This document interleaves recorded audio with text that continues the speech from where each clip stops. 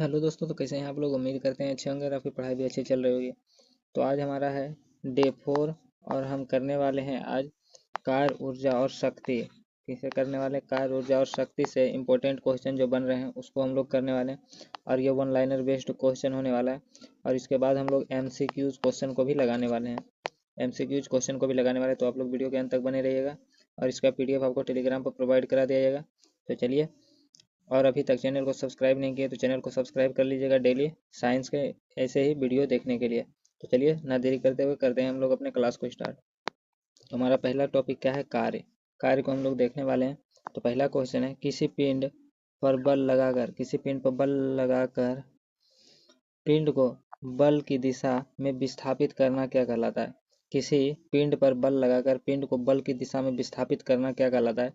तो यह क्या कहलाता है? कार्य कहलाता है। पिंड पर किया गया कार्य कहलाता है। अगला क्वेश्चन है हमारा कि ऋणात्मक कार्य के प्रकरण में बल एवं विस्थापन के बीच का कोण कितना होता है? ऋणात्मक कार्य के प्रकरण में बल और विस्थापन के बीच का कोण कितना होता है? तो 180 डिग्री होता है। कितना? 180 डिग्री, ध्यान रखना है आपको। अगला है, कार्य करने की दर को क्या कहते हैं? कार्य करने की दर को शक्ति कहते हैं। क्या कहते हैं? शक्ति। आगे है आगे क्वेश्चन है हमारा कि किसकी इकाई ऊर्जा के समान होती है? तो कार्य की SI इकाई जो होती है ऊर्जा के समान होती है। और कार्य और ऊर्जा का दोनों का मात्रक क्या होता है? तो ये होता है जूल। क्या होता है? जूल होता है। आपको ध्यान रखना है कि कार्य, बल और विस्थापन का अदिश गुणनफल होता है। ये ध्यान रखना है कि कार्य, बल और विस्थापन, कार्य जो है ये बल और विस्थापन का क्या होता है? अदिश गुणनफल होता है। अदिश गुणनफल होता है। और इसका फार्मूला जो होता है क्या होता है? W बराबर यानी कार्य बराबर FS cos theta. FS cos theta अगर कोण का एंगल का मान दिया हो या फिर एंगल का मान पूछ रहा हो तो ये सूत्र आपको लगाना है। FS कोस थीटा W बराबर, आपको ध्यान रखना है। जहाँ अगर पूछे F क्या है तो F लगाया गया बल है, S क्या है तो विस्थापन है, थीटा क्या है तो ये एंगल है, बल और विस्थापन के बीच का कोण है। आगे देखते हैं। आगे है, कार्य एक अदिश राशि है। क्यों?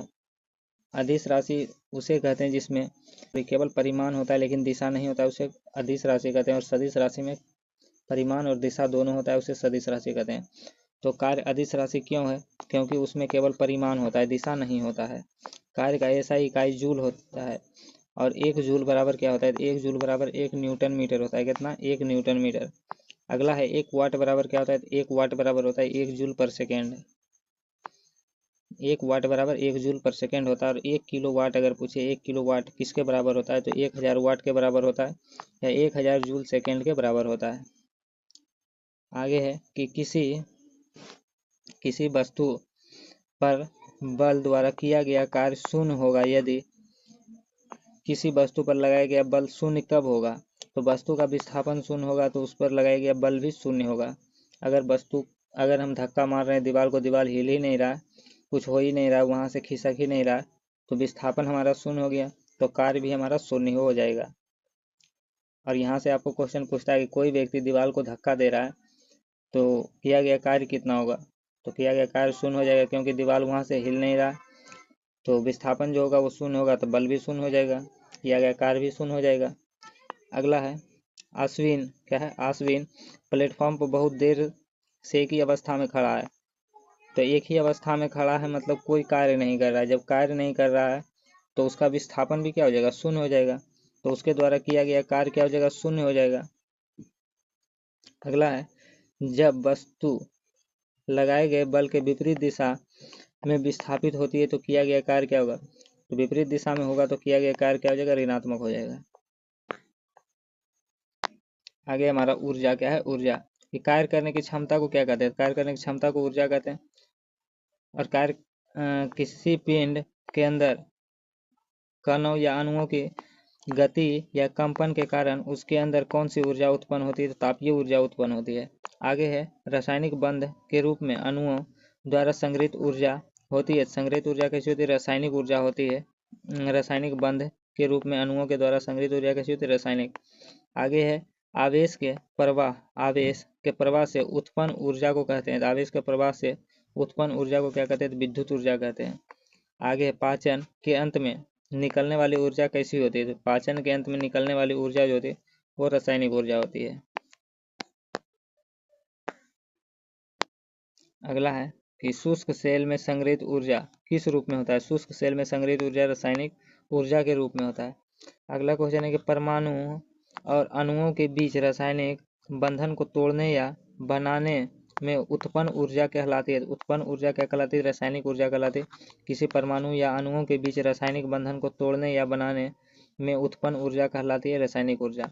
अगला है अणुओं की संपूर्ण ऊर्जा। क्या? अणुओं की संपूर्ण ऊर्जा जो अणुओं की गति के कारण उत्पन्न होती है क्या कहलाती है? अणुओं की संपूर्ण ऊर्जा जो अणुओं की गति के कारण उत्पन्न होती है क्या कहलाती है? तो ऊष्मा ऊर्जा कहलाती है। क्या कहलाती है? ऊष्मा ऊर्जा कहलाती है। अगला है द्रव्यमान ऊर्जा। वह ऊर्जा जो परमाणु के नाभिक से उत्पन्न होता है और जिसमें न्यूट्रॉन और प्रोटॉन होता है, वो कौन सी ऊर्जा है? तो वह परमाणु ऊर्जा। क्या है? परमाणु ऊर्जा है। आगे परमाणु ऊर्जा के नाभिक क्या है? परमाणु ऊर्जा या नाभिकीय ऊर्जा किससे प्राप्त होता है? परमाणु ऊर्जा नाभिकीय ऊर्जा किसमें प्राप्त होता है? तो नाभिक के द्रव्यमान में प्राप्त होता है।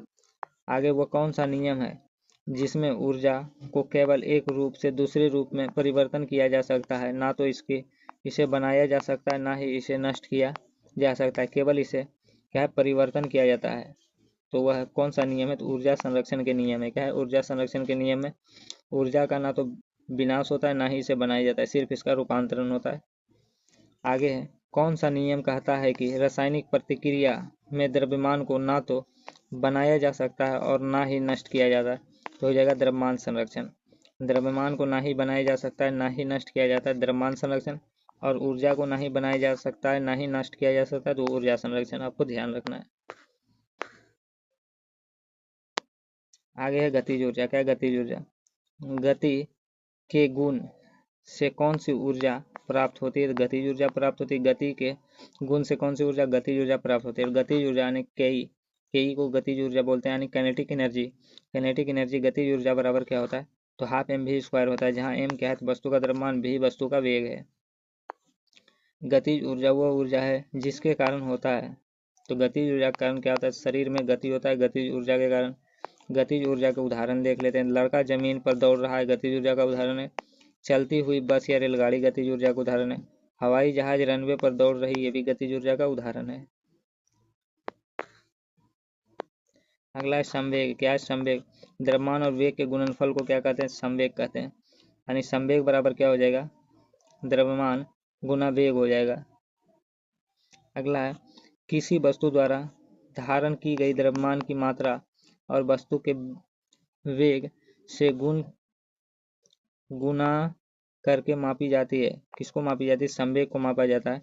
किसी वस्तु द्वारा धारण की गई द्रव्यमान की मात्रा और वस्तु के वेग से गुना करके मापी जाती है। किसको मापी जाती है? संवेग को। संवेग की दिशा सदैव होती है, संवेग की दिशा हमेशा वेग की दिशा में होती है, संवेग की दिशा। असंतुलित बल का प्रभाव। असंतुलित बल का प्रभाव वेग और संवेग दोनों में परिवर्तन होता है। असंतुलित बल का प्रभाव। अगला है किसी असंतुलित बल द्वारा किसी वस्तु के संवेग बल की स्थिति को दिशा में परिवर्तन की दर क्या कहलाती है? गति का दूसरा नियम कहता है कि किसी असंतुलित बल द्वारा किसी वस्तु के संवेग में बल की स्थिति को दिशा में परिवर्तन दर ही गति का दूसरा नियम है। आगे है संवेग और गतिज ऊर्जा के बीच संबंध। संवेग और गतिज ऊर्जा के बीच संबंध। गतिज ऊर्जा बराबर क्या होता है? हाफ mv² होता है। क्या होता है? Half mv²। आगे हमारा स्थितिज ऊर्जा। क्या है स्थितिज ऊर्जा? किसी वस्तु में उसकी स्थिति या विन्यास के आधार पर मौजूद ऊर्जा कहलाती है। क्या कहलाती है? स्थितिज ऊर्जा कहलाती है। स्थितिज ऊर्जा का उदाहरण है तना हुआ धनुष। तना हुआ धनुष स्थितिज ऊर्जा का उदाहरण है। हाथ में पकड़ा हुआ पत्थर, बांध में जमा हुआ पानी, तना हुआ गुलेल, दबा हुआ गद्दा, छत से लटका हुआ पंखा। छत से लटका हुआ पंखा किसका उदाहरण है? स्थितिज ऊर्जा का। चाबी वाली घड़ी या खिलौना वे किसका उदाहरण है? तो स्थितिज ऊर्जा का उदाहरण है। आगे है एक उठे हुए हथौड़े कौन सी ऊर्जा होती है? उठे हुए हथौड़े में स्थितिज ऊर्जा होती है। कॉइल स्प्रिंग को दबाने या खींचने से स्थितिज ऊर्जा क्या होती है? तो कॉइल स्प्रिंग को दबाने या खींचने से स्थितिज ऊर्जा बढ़ जाती है। यदि किसी स्प्रिंग की लंबाई में परिवर्तन x और स्प्रिंग स्थिरांक का मान k है तो स्प्रिंग की स्थितिज ऊर्जा क्या होगी? तो स्प्रिंग की स्थितिज ऊर्जा हो जाएगी हाफ k गुना एक्स स्क्वायर। क्या? हाफ k गुना एक्स स्क्वायर स्प्रिंग की स्थितिज ऊर्जा हो जाएगी। आगे है यांत्रिक ऊर्जा। क्या है यांत्रिक ऊर्जा? किसी वस्तु की गतिज ऊर्जा और स्थितिज ऊर्जा का योग क्या कहलाता है? तो ये कहलाता है कुल यांत्रिक ऊर्जा। किसी वस्तु की गतिज ऊर्जा और स्थितिज ऊर्जा का योग कहलाता है यांत्रिक ऊर्जा। यांत्रिक ऊर्जा बराबर क्या होता है? गतिज ऊर्जा प्लस स्थितिज ऊर्जा बराबर होता है यांत्रिक ऊर्जा। किसी वस्तु के मुक्त रूप से गिरने के दौरान उसके पथ के किसी भी स्थान पर स्थितिज ऊर्जा में कमी से मेल खाती है। गतिज ऊर्जा में समतुल्य जो है बढ़ जाता है। गतिज ऊर्जा में समतुल्य बढ़ जाता है। आगे है यांत्रिक ऊर्जा का उदाहरण। तो लड़का छत पर दौड़ रहा है। यांत्रिक ऊर्जा का उदाहरण है उड़ता हुआ हेलीकॉप्टर, उड़ता पतंग, पंखा चलना, लुढ़कती हुई वस्तु या चलती बस या ट्रेन में बैठा व्यक्ति जो है स्थितिज ऊर्जा का उदाहरण है। जब एक गेंद को नीचे फेंका जाता है या ऊपर से गिराया जाता है तो गतिज ऊर्जा में कमी या वृद्धि क्रमशः होगी। स्थितिज ऊर्जा में वृद्धि होगा, वृद्धि या कमी के बराबर होगा। क्या होगा? स्थितिज ऊर्जा में वृद्धि या कमी के बराबर हो जाएगा। आगे है यंत्र। क्या है यंत्र और उसके सिद्धांत? यानी कौन सा यंत्र किस सिद्धांत पर कार्य करता है? तो भाप का इंजन जो है, भाप का इंजन ऊष्मा गति के सिद्धांत पर कार्य करता है। विद्युत जनरेटर विद्युत चुम्बकीय प्रेरण के सिद्धांत पर कार्य करता है। रॉकेट प्रक्षेपण जो है ये न्यूटन के गति के सिद्धांत पर कार्य करता है। न्यूटन के तीसरा गति नियम जो है उसी पर कार्य करता है रॉकेट प्रक्षेपण। आगे है रेडियो एवं दूरदर्शी। रेडियो और दूरदर्शी जो विद्युत चुम्बकीय संचरण या तरंग पर कार्य करता है। वायुयान जो है बर्नौली के तरल गति विज्ञान के सिद्धांत पर कार्य करता है। वायुयान किसके गति सिद्धांत पर? तो बर्नौली के तरल गति विज्ञान सिद्धांत पर कार्य करता है। सोनार जो है वो पराश्रव्य तरंग के सिद्धांत पर कार्य करता है। ऑप्टिकल फाइबर प्रकाश के पूर्ण आंतरिक परावर्तन के सिद्धांत पर कार्य करता है। इलेक्ट्रॉनिक माइक्रोस्कोप जो है वो इलेक्ट्रॉन की तरंग प्राकृतिक के सिद्धांत पर कार्य करता है। इलेक्ट्रॉन माइक्रोस्कोप जो है इलेक्ट्रॉन की तरंग प्राकृतिक के सिद्धांत पर कार्य करता है। और फोटो सेल जो है वह प्रकाश विद्युत प्रभाव के सिद्धांत पर कार्य करता है। Photo cell. नाभिकीय रिएक्टर नियंत्रित नाभिकीय विखंडन के सिद्धांत पर कार्य करता है। नाभिकीय रिएक्टर। आगे है ऊर्जा के रूपांतरण के उदाहरण। एक तरफ उपकरण है, एक तरफ रूपांतरित रूप है। यानी अगर पूछे कि डायनमो या फिर पूछे यांत्रिक ऊर्जा को, क्या है यांत्रिक ऊर्जा को विद्युत ऊर्जा में कौन बदलता है? यांत्रिक को विद्युत में बदलता है डायनमो। और यही पूछ दे कि विद्युत को यांत्रिक में कौन बदलता है तो वो बदलता है विद्युत मोटर। अगला माइक्रोफोन किस में बदलता है? तो ध्वनि ऊर्जा को विद्युत ऊर्जा में कौन बदलता है? तो माइक्रोफोन बदलता है। उष्मीय ऊर्जा को विद्युत ऊर्जा में कौन बदलता है? तो भूतापीय विद्युत संयंत्र जो है उष्मीय ऊर्जा को विद्युत ऊर्जा में बदलता है। आगे गुरुत्वाकर्षण स्थितिज ऊर्जा को विद्युत ऊर्जा में कौन बदलता है? गुरुत्वाकर्षण स्थितिज ऊर्जा को विद्युत ऊर्जा में कौन बदलता है? तो हो जाएगा हाइड्रो इलेक्ट्रिक बांध। हाइड्रो इलेक्ट्रिक बांध जो है वो गुरुत्वाकर्षण स्थितिज ऊर्जा को विद्युत ऊर्जा में बदलता है। आगे है वायु ऊर्जा। वायु ऊर्जा को यांत्रिक या विद्युत ऊर्जा में कौन बदलता है? तो वायु ऊर्जा को यांत्रिक या विद्युत ऊर्जा में बदलता है पवन चक्की। कौन बदलता है? पवन चक्की। यांत्रिक ऊर्जा को विद्युत ऊर्जा में कौन बदलता है? तो विद्युत जनरेटर बदलता है, विद्युत मोटर बदलता है यांत्रिक को विद्युत में।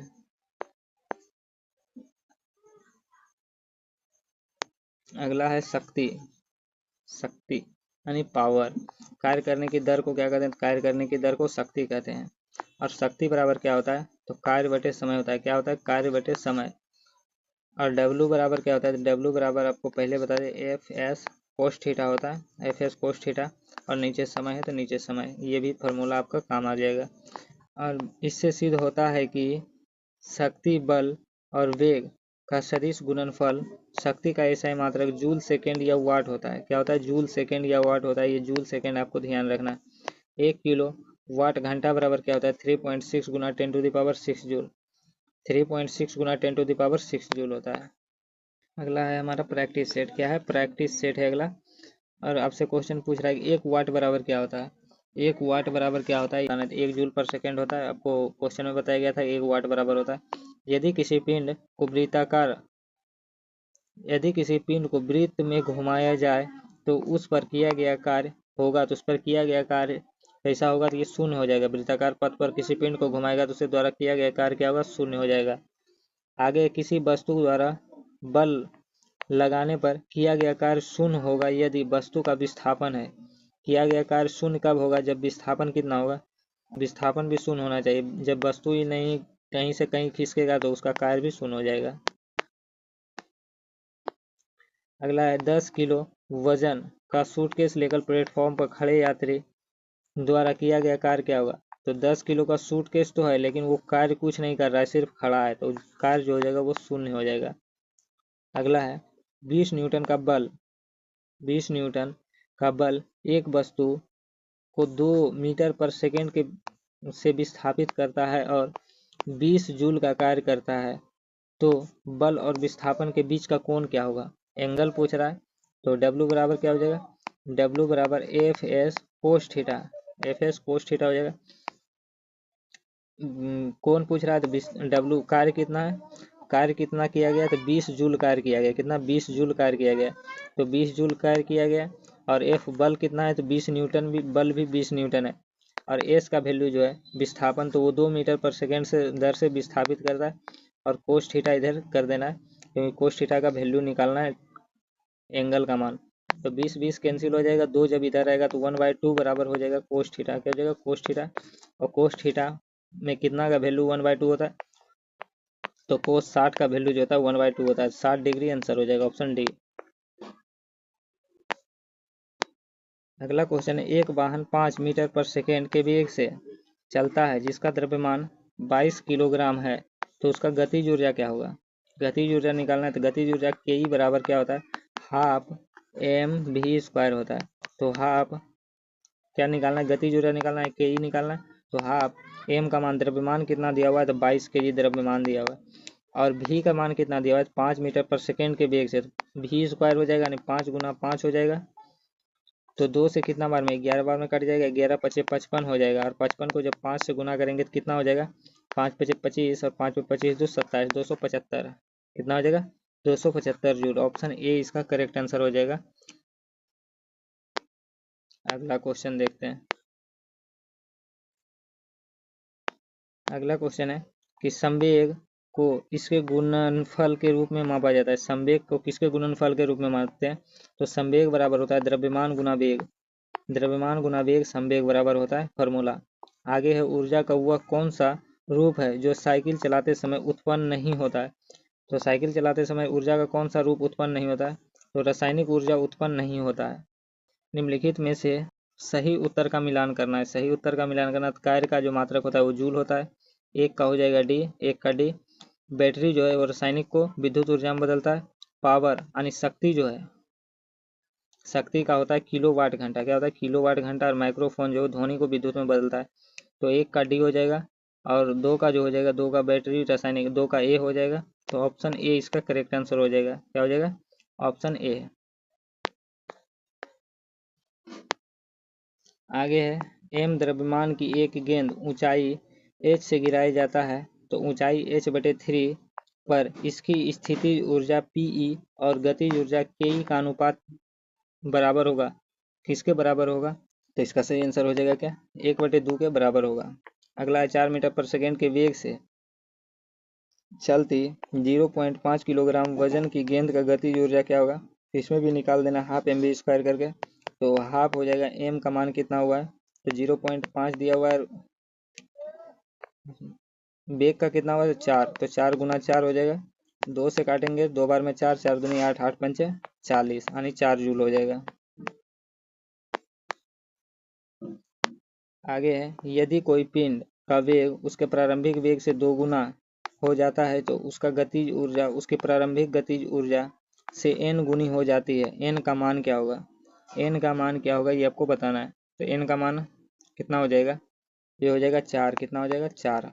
अगला, यदि किसी पिंड की गतिज ऊर्जा उसके प्रारंभिक मान का 256 गुना हो जाए तो नए रैखिक संवेग शरीर की गतिज ऊर्जा उसके आरंभिक मान 256 गुना हो जाती है। यदि किसी पिंड की गतिज ऊर्जा उसके प्रारंभिक मान से 256 गुना हो जाए तो नए रैखिक संवेग होगा। नए रैखिक संवेग क्या होगा? यदि शरीर की गतिज ऊर्जा उसके आरंभिक ऊर्जा से 256 गुना हो जाएगी तो नए रैखिक संवेग का मान कितना होगा? तो नए रैखिक संवेग का मान कितना हो जाएगा? ये हो जाएगा 16। कितना? 16। अगला, स्टील की 2 गेंद जिसका द्रव्यमान 5 kg और 10 kg है, प्रत्येक में समान गतिज ऊर्जा है, कौन सी गेंद तेजी से घूम रही है? यदि कौन सी गेंद जो है तेजी से घूम रही है, एक का 5 kg वजन है, एक का 10 kg वजन है, तो पूछ रहा है कौन सा गेंद जो है वो तेजी से घूम रहा है, तो 5 किलो की गेंद जो है वो तेजी से घूम रही होगी। आगे, निम्नलिखित में से कौन सी स्थितिज ऊर्जा का उदाहरण नहीं? स्थितिज ऊर्जा का उदाहरण कौन सी नहीं है? तो ऑप्शन डी हो जाएगा, बहता हुआ पानी जो है वो गतिज ऊर्जा का उदाहरण है, ये स्थितिज ऊर्जा का उदाहरण नहीं है।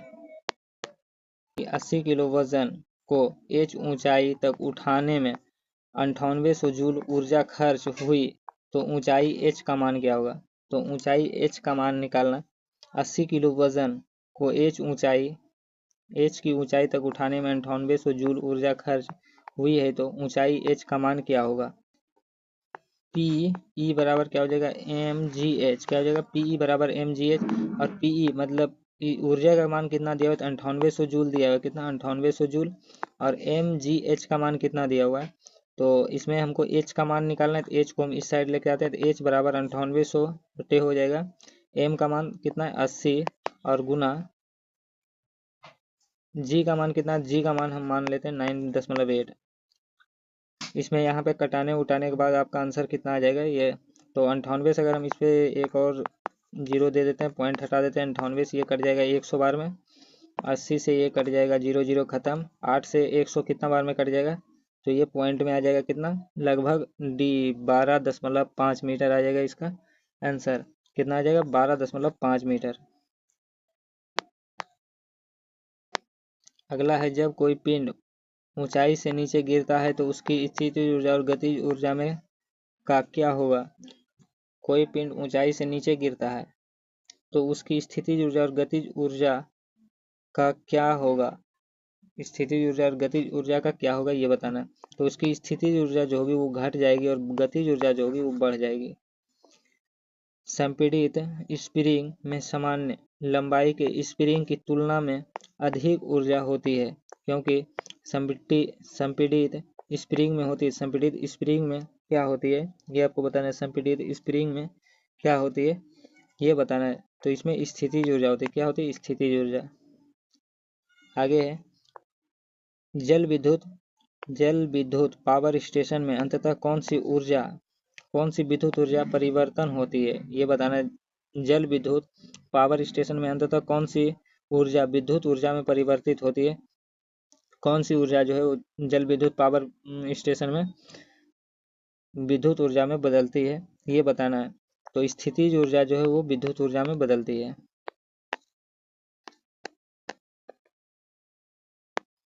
आगे, किसी पिंड की स्थितिज ऊर्जा या आकार में परिवर्तन के कारण उसमें मौजूद ऊर्जा क्या कहलाती है? किसी पिंड की स्थितिज या आकार में परिवर्तन के कारण उसमें मौजूद ऊर्जा क्या कहलाती है? तो वो गतिज ऊर्जा क्या कहलाती है? गतिज ऊर्जा कहलाती है। जब बंदूक की गोली चलाई जाती है तो उसकी स्थिति ऊर्जा किसको परिवर्तन हो जाती है? किसमें परिवर्तन हो जाती है? जब बंदूक से गोली चलाई जाती है तो उसकी स्थितिज ऊर्जा किसमें परिवर्तन हो जाते हैं? तो स्थितिज ऊर्जा जो है वो गतिज ऊर्जा में परिवर्तन हो जाती है। किसमें? गतिज ऊर्जा में परिवर्तन हो जाती है। आगे, जल पंप में किस ऊर्जा का रूपांतरण किस ऊर्जा में होता है ये बताना है कि जल पंप में जो है किस ऊर्जा का रूपांतरण किस ऊर्जा में होता है ये बताना है। तो उसमें जो विद्युत ऊर्जा का रूपांतरण होता है, विद्युत का यांत्रिक ऊर्जा में रूपांतरण होता है। क्वेश्चन है कि यदि एक लड़का 600 न्यूटन के बल के साथ 4 मिनट में 20 मीटर की दूरी तय करती है तो लड़के द्वारा खपत की गई शक्ति क्या होगी। नहीं, P का मान जो है P बराबर क्या होता है तो W/T होता है, W/T होता है। लेकिन W का मान हमको पता नहीं तो W का मान निकालना है तो W बराबर F गुना D होता है। क्या होता है F गुना D। तो F कितना है 600 न्यूटन है, 600 न्यूटन और गुना D कितना है तो D है हमारा 20 मीटर। कितना है 20 मीटर।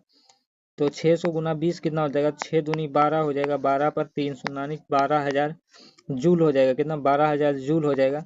तो अब हम यहाँ से निकाल सकते हैं P का मान। क्या निकाल सकते हैं P का मान यहाँ से हम निकाल सकते हैं। तो W का मान हमको पता चल गया कि 12,000 है। कितना 12,000 जूल। और T का मान कितना है 4 मिनट। इसको सेकंड में बदलेंगे 60 से गुना करेंगे और इसको जब कटाएंगे 0 से 0 कट जाएगा, 6 से कट जाएगा, 6 दूनी 12 200 और 4 से कट जाएगा 250 बार में 50 कितना हो जाएगा 50 वाट। इसका सही आंसर हो जाएगा ऑप्शन ए 50 वाट। अगला क्वेश्चन है यदि एक जवान बेटा 2 घंटे तेजी से काम करता है और एक दिन में 16 चीजें तैयार करता है और उसका बूढ़ा पिता 8 घंटे धीरे धीरे काम करता है और एक दिन में 24 चीजें तैयार करता है तो निम्न में से कौन सा सत्य है। निम्न में से कौन सा सत्य है ये आपको बताना है। तो पुत्र के पास अधिक शक्ति है, ये सत्य है। अगला है कि 4 किलोग्राम की एक वस्तु क्षैतिज रूप से 5 मीटर पर सेकंड की गति से घूम रही है। इसकी गति को 10 मीटर पर सेकंड तक बढ़ाने के लिए इस वस्तु पर किए जाने वाला कार्य की मात्रा क्या होगी। इस वस्तु पर किए जाने वाले कार्य की मात्रा क्या होगी ये आपको बताना है। इसका सही आंसर हो जाएगा 150 जूल, सही आंसर हो जाएगा। अगला क्वेश्चन है कि 4 किलोग्राम का एक शरीर आराम की स्थिति में पड़ा हुआ है। एक स्थिर बल की कार्रवाई के तहत 5 मीटर पर सेकंड की गति प्राप्त करता है। बल द्वारा किया गया कार्य कितना होगा। बल द्वारा किया गया कार्य कितना होगा। बल द्वारा किया गया कार्य कितना हो जाएगा 50 जूल हो जाएगा। ये आपको बना लेना है, सारा फार्मूला ऊपर बता दिया गया है। अगला क्वेश्चन है यदि एक लड़का 600 न्यूटन की बल के साथ 4 मिनट में 20 मीटर की दूरी तय करता है, लड़के द्वारा खपत किया हुआ शक्ति क्या होगा। तो जस्ट अभी ऊपर बनाए 50 वाट हो जाएगा। कितना हो जाएगा 50 वाट। अगला क्वेश्चन है कि विद्युत चुंबक में किस ऊर्जा में रूपांतरण होता है। विद्युत चुंबक में किस ऊर्जा का रूपांतरण किस ऊर्जा में होता है। इसका विद्युत ऊर्जा का रूपांतरण चुंबकीय ऊर्जा में होता है। किसमें चुंबकीय ऊर्जा में। अगला क्वेश्चन है कि 50 ग्राम की एक गेंद 20 मीटर पर सेकंड की गति से लंबवत ऊपर की ओर फेंका जाता है तो अपने पथ के उच्चतम बिंदु पर गेंद का संवेग कितना होगा। तो गेंद का संवेग कितना होगा उच्चतम बिंदु पर पूछ रहा है तो उच्चतम बिंदु पर जो संवेग होगा वो हो जाएगा 0। कितना हो जाएगा 0 हो जाएगा। तो ऑप्शन डी इसका करेक्ट आंसर हो जाएगा। क्या हो जाएगा ऑप्शन डी। अगला 50 किलो वजन का एक लड़का 40 सीढ़ियाँ की सीढ़ी चढ़ता है। प्रत्येक की ऊंचाई 16 सेंटीमीटर है और 10 सेकेंड में उसकी शक्ति की गणना करें। 10 सेकेंड में उसकी शक्ति की गणना करें तो इसका सही आंसर क्या हो जाएगा। इसका सही आंसर हो जाएगा ऑप्शन बी 320 वाट। कितना 320 वाट। तो ये था हमारा आज का सेशन। वीडियो आपको कैसा लगा कमेंट करके जरूर बताइएगा। साथ ही साथ अभी तक चैनल को सब्सक्राइब नहीं किया तो चैनल को सब्सक्राइब कर लीजिएगा और वीडियो आपको एग्जाम रिलेटिव लगा होगा तो दोस्तों में शेयर भी कर दीजिएगा। तो चलिए मिलते हैं फिर किसी नेक्स्ट टॉपिक के साथ। तब तक के लिए जय हिंद, वंदे मातरम।